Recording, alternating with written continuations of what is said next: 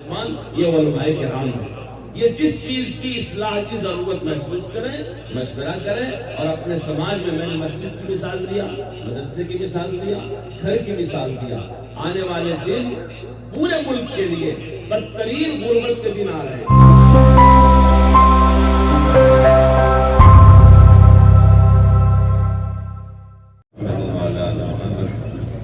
كما صليت على إبراهيم وعلى آل إبراهيم إنك حميد مجيد اللهم بارك على محمد وعلى آل محمد كما باركت على إبراهيم وعلى آل إبراهيم إنك حميد مجيد۔ حضرات علماء کرام، عزیز ساتھیو، اللہ تعالیٰ آپ کو خیر خیر دے، آپ دین کی نسبت پر اتنی دیر سے نہ بیٹھے ہوئے، جتنا بھی آپ کا شکریہ ادا کیا جائے کرنا ہے۔ میری ذمہ داری بنتی ہے چونکہ یہ جلسہ جمعیت علماء ہند کے بینر کے نیچے جمعیت علماء ہند کے نام پر اور جمعیت علماء ہند کے ایک تقاضے پر اصلاح معاشرے کے نام سے منعقد کیا گیا ہے، اس لیے میں اخیر میں کچھ ضروری باتیں بتا کر کے دعا کرتا ہوں۔ میرے عزیز دوستو، جمعیت علماء خالص ایک دینی جماعت ہے، لہذا ہمارے جلسے اور سیاسی جلسوں کے انداز کی نہیں ہونی چاہیے، اور بعض بیان تقریر میں کسی کا نام لے کر کے کسی طبقے کو نشانہ بنا کر کے، جیسے سیاسی قائدین کا طریقہ ہوتا ہے کہ وہ ایک دوسرے پر تانا اور نشانہ لگاتے رہتے ہیں، ہمارے دینی جلسوں کا یہ انداز نہیں ہونا چاہیے۔ اس لیے بہت ہی سنجیدگی سے ہم کو جس مقصد کے لیے جلسہ ہو رہا ہے اس مقصد پر بات کرنی چاہیے۔ اسی طرح جمعیت علماء اس ملک کی 100 سال سے زیادہ کی اللہ والوں کے علماء ربانی کی ایک تنظیم ہے جو اللہ کی تائید سے کام کرتی ہے۔ اللہ تعالیٰ نے اس سے بڑی خدمات دیا ہے۔ آج کی تاریخ میں، آج کا جو آپ کا 19 تاریخ کا دن ہے، اگر آپ معلوم کریں تو پورے ملک میں جمعیت علماء کی سینکڑوں یونٹیں ہیں اور اس سے متعلق کئی ادارے ہیں جو کام کر رہے ہیں۔ بہت سے لوگ مدتوں میں وہ کام نہیں کرتے جو جمعیت کے خدام ایک دن میں اور ایک وقت میں کر لیا کرتے ہیں۔ ہم کو ان بزرگوں کی نسبت کا لحاظ کرنا چاہیے، ہمارے کام منظم ہونے چاہیے۔ آپ کا مجمع ماشاءاللہ بہت ہی منظم ہے، آپ کی یہ سرزمین بڑی زرخیز ہے۔ میں سنتا تھا اس سے پہلے ممبر سازی کے موقع پہ آیا تھا، آج قریب سے میں نے اتنی بڑی فرقت کو دیکھا کہ یہ ٹس سے مس نہیں ہو رہے ہیں، 4-5 گھنٹے سے بیٹھے ہوئے ہیں۔ آپ کے وقت کی ہم کو قدر کرنی چاہیے۔ مجمع میں ایک بہت بڑا حصہ طبقہ ہے، میں سوچ رہا تھا کہ اکثر میں جلسوں میں جاتا ہوں، سامنے صفوں میں بغیر داڑھی کے لوگ نظر آتے ہیں، یہاں بہت غور سے تلاش کرنا پڑ رہا ہے، تب باریک حاشیہ کہیں بغیر داڑھی کا نظر آ رہا ہے، ورنہ مجمع بہت ماشاءاللہ داڑھی والا مجمع ہے، ٹوپی والا مجمع ہے۔ جو بھائی بغیر داڑھی والے ہیں اگر آج وہ نیت کر لیں انشاءاللہ ہم بھی اب سے رکھ لیں گے سنت والی داڑھی، اس میں کنگھی کی جا سکے ایسی۔ حضرت صدر محترم دامت برکاتہم ملک میں جہاں سے گزرتے ہیں داڑیاں اڑنی شروع ہو جاتی ہیں، کیونکہ وہ سب پر نکیر کرتے ہیں اور سب سے نیت کرواتے ہیں، تو ہم بھی نیت کریں انشاءاللہ ہم بھی داڑھی رکھیں گے۔ ایسے آپ کی بہت ساری خوبیاں ہیں، اور یہی وجہ ہے کہ اس ملک کی کوئی بھی تحریک، کوئی بھی دینی کام، کوئی بھی مدرسہ، کوئی بھی ادارہ بہار کے علماء سے، بہار کی عوام سے مستغنی نہیں ہو سکتا۔ بڑے بڑے شیوخ، بڑے بڑے محدثین، بڑے بڑے مفسرین، بڑے بڑے قائدین، بڑے بڑے منتظمین اسی سرزمین سے پیدا ہوئے ہیں جنہوں نے صرف ایک صوبہ، ایک ضلع نہیں بلکہ پورے ملک کو نئی سمتیں دیا۔ یہ اس میں آپ حضرات کے سچی طلب کو اور آپ کے شوق کو اور آپ کی اس تواضع اور بے نفسی کو بہت قدر ہے کہ اللہ نے آپ کو قبول فرمایا۔ بہت سے ماں باپ ہیں جو صرف کھیتی اور کسانی کے علاوہ کچھ نہیں جانتے، لیکن ان کی اولاد حدیث کی ماہر ہے، قرآن کی ماہر ہے، تجوید کی ماہر ہے، بڑے بڑے مدرسوں میں درس دے رہی ہے۔ اس نعمت کی ہم کو قدر کرنا چاہیے۔ میں علماء کرام سے بھی کہوں گا کہ آپ اپنی عوام کی حق تلفی نہ کریں۔ آج آپ نے ان کو 11 بجے دن کا وقت دیا ہے اور مغرب کی نماز 4:45 بجے ہوئی ہے، جب سے یہ غریب قوم اب تک بیٹھی ہوئی ہے۔ اس میں بہت سے لوگ شوگر پیشنٹ ہوں گے، بہت سے بوڑھے ہوں گے، بہت سو کو دور تک جانا ہوگا، بہت سو کو تقاضا ہوگا بشری طبیعت کا۔ اگر قوم سن رہی ہے تو ہم سنانے والوں کو بھی تھوڑا محتاط ہونا چاہیے، اس لیے جلسہ بہت منظم کرنا چاہیے۔ جب میں حاضر ہوا، صدر محترم صاحب کا خطاب ہو رہا تھا، میں نے سمجھا ٹھیک ہے۔ اس کے بعد دیکھا تو تجاویز شروع ہو گئی، اس کے بعد خطبہ استقبالیہ ہوا، تو اس لیے میں نے سوچا کہ جب سب آگے پیچھے ہو رہا ہے تو تشکر کلمات بھی ادا کر لیے جائیں۔ پھر اس میں بھی آپ نے دیکھا کہ جو میرا خیال تھا وہ صحیح نکلا کہ وہ تشکر کے کلمات کو بھی حاشیے کی ضرورت ہے۔ پھر میں نے خود ہی کہا کہ آپ کر لو۔ میں اپنے ان علماء سے کہوں گا، آپ جمعیت علماء سے وابستہ ہیں تو جمعیت علماء کا کام اس کی تنظیم کے مزاج کے مطابق کیجیے۔ آپ دستور پڑھیے، ہم نے آپ کو عملی جدوجہد اور تعمیر و ترقی کے پروگرام کی کاپیاں دیا ہے۔ جو آپ نہیں جانتے، میں الحمدللہ جماعت کے خدام کا رات کو 1 بجے تک فون اٹھاتا ہوں۔ آج مولانا نسیم صاحب نے مجھے یہاں جتنی دیر بیٹھایا، میرا نمبر دیکھے کتنے سارے جماعت کے احباب کے فون آئے ہوئے ہیں۔ میں آپ کی اسٹیج کے احترام میں کسی سے بات نہیں کر سکتا، اب ان بیچاروں کو صبح معذرت کروں گا۔ تو آپ یہ سمجھیں، خاص طور سے ہمارے علماء کہنا ہے کہ سب سے قیمتی قوم کا وقت ہوتا ہے۔ آپ یہ کوشش کریں کہ تھوڑے سے وقت میں اپنی قوم کو زیادہ باتیں بتائیں۔ جمعہ کے دن بھی اپنے مسجدوں میں آپ مخاطب کریں تو وقت کی پابندی کریں، پہلے سے تیاری کریں، 10 منٹ میں، 15 منٹ میں۔ قاری امیر حسن صاحب رحمۃ اللہ علیہ اسی بہار کے تھے، سیوان کے ضلع کے تھے، اور اپنے زمانے کے بہت بڑے پیر و مرشد ہوتے۔ مجھے یاد پڑتا ہے اس وقت آپ کے اس ریاست کے پتہ نہیں اب پریسپل سیکریٹری صاحب رہ گئے یا نہیں رہ گئے، ان کا پورا خاندان قاری صاحب سے بیعت ہے، اور دنیا میں قاری امیر حسن صاحب کے ہزاروں مریدین تھے۔ ایک انجینئر صاحب حرم میں کام کرتے تھے، انہوں نے کہا میری خواہش ہے، ہندوستان سے اتنے بڑے بزرگ آتے ہیں اور میں نہ مسافہ کر پاتا، میں بیعت ہونا چاہتا ہوں۔ قاری صاحب مجھ سے بہت شفقت فرماتے تھے، تو میں نے سفارش کیا، قاری صاحب اٹھے اور کھمبے کے پیچھے جا کے ان کو بیعت کر دیا، جیسے اس انجینئر کی عید ہو گئی ہو کہ آج قاری صاحب نے بیعت کیا۔ لیکن آپ کسی جنہوں نے قاری صاحب کو دیکھا ہوگا، ان کا آواز 3 منٹ کا ہوتا ہے، 5 منٹ کا ہوتا ہے۔ ایک حدیث پڑھ دیا، الدین یسر، 65 سال ہردوئی کے مدرسے میں نورانی قاعدہ پڑھانے پر گزار دیا۔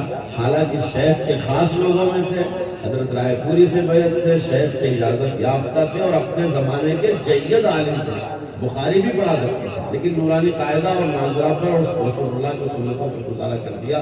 میں اپنے دوست احباب سارے علماء سے ان عوام کی طرف سے بڑے احترام سے اپیل کرتا ہوں کہ آپ ان کی صلاحیتوں کا، ان کے وقت کا، ان کے جذبات کا استحصال نہ کریں، صحیح اس کا استعمال کریں اور اپنے جلسے منظم کیا کریں۔ ایسا نہ ہو کہ شروع ہو گیا تو ختم ہوتے ہوتے کچھ صبح ہو رہی ہے۔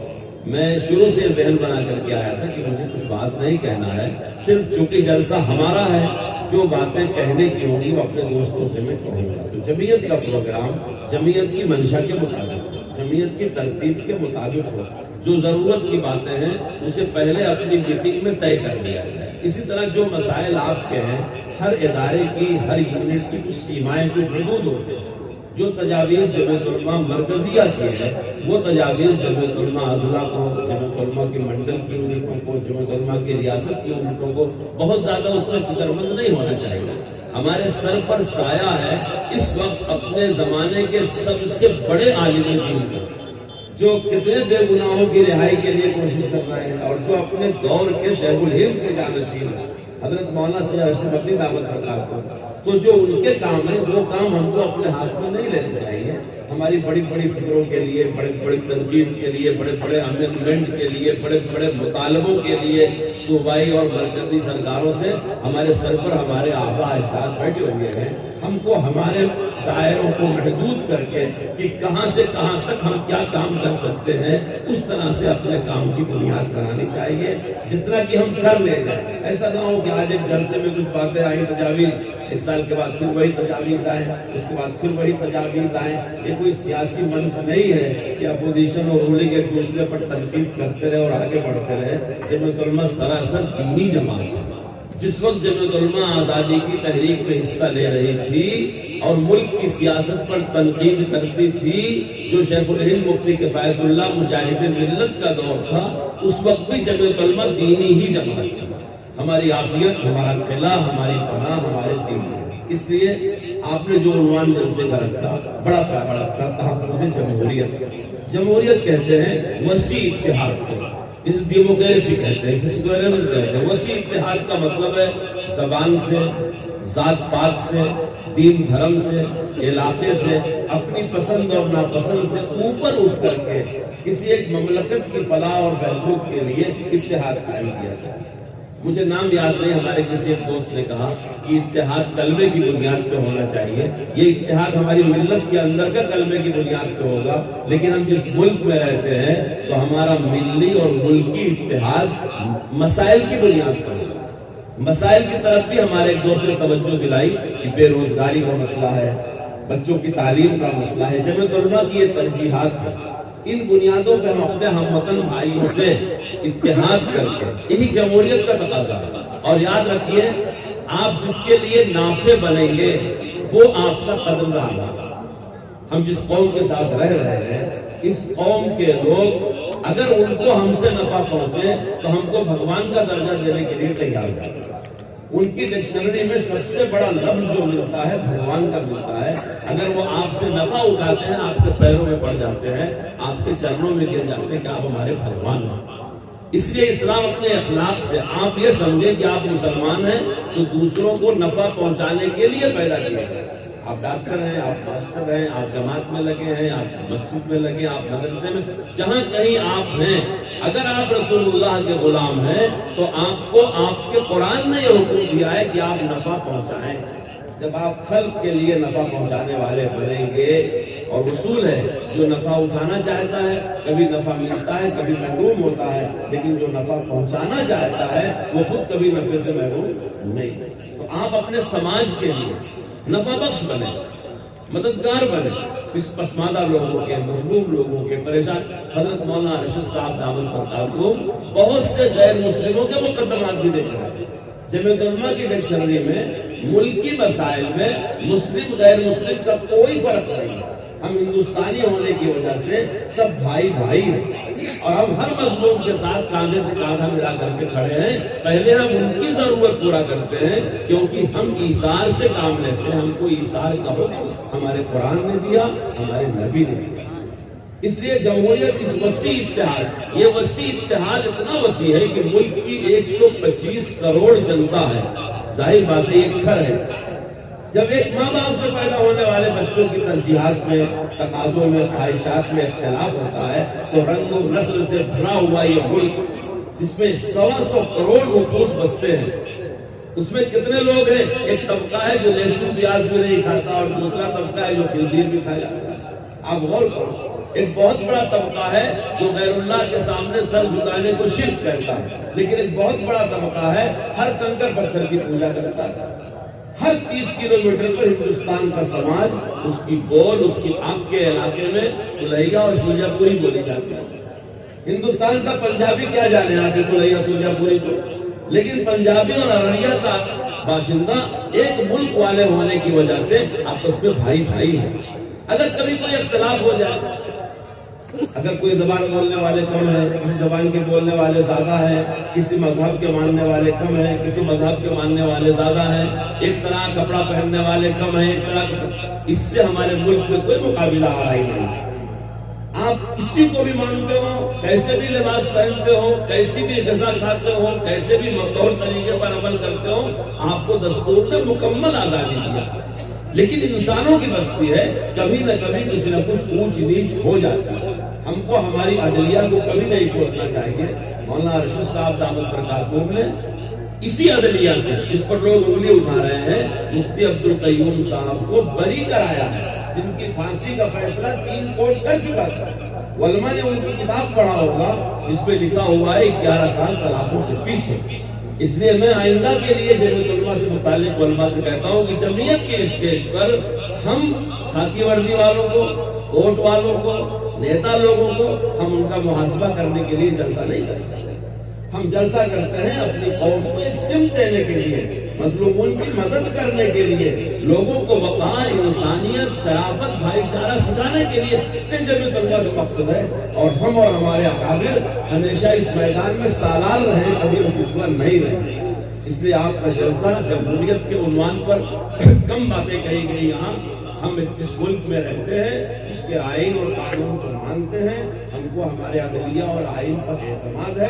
اگر کمزوری ہے تو ہم ہی اس کو دور کریں گے، کیونکہ ہم تو سالار ہیں، ہم کرائے کے ملک میں تھوڑی ہے.